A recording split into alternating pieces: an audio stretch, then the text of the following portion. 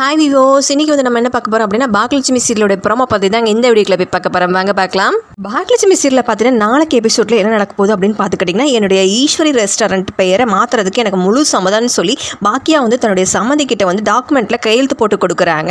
அதுக்கப்புறம் தான் பார்த்தீங்கன்னா இனியா காலத்தில் வந்து நிதிஷ் வந்து தாலி கட்டுறாருங்க. இனியாவுடைய கல்யாணம் முடிஞ்சதுங்க.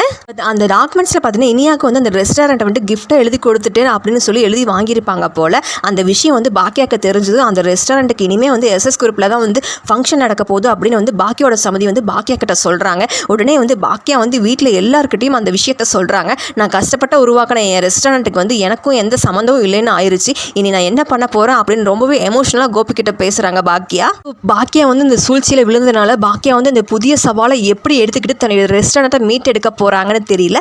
பொறுத்திருந்த அடுத்த எபிசோடில் பார்க்கலாம் அதை. ஸோ யாருக்கெல்லாம் பார்த்துக்கிட்டிங்கன்னா இனி பாக்யலட்சுமி சீரியலில் வந்துட்டு இந்தியாவுக்கும் நிதிஷ்க்கும் கல்யாணம் நடந்து பிடிக்கல அப்படின்னு மறக்காமல் கமெண்ட் பாக்ஸில் கமெண்ட் பண்ணுங்கள். மேலும் இதுபோல் வீடியோக்களை பார்க்க மறக்காமல் லைக் பண்ணுங்கள், சப்ஸ்கிரைப் பண்ணுங்கள். நன்றி, வணக்கம்.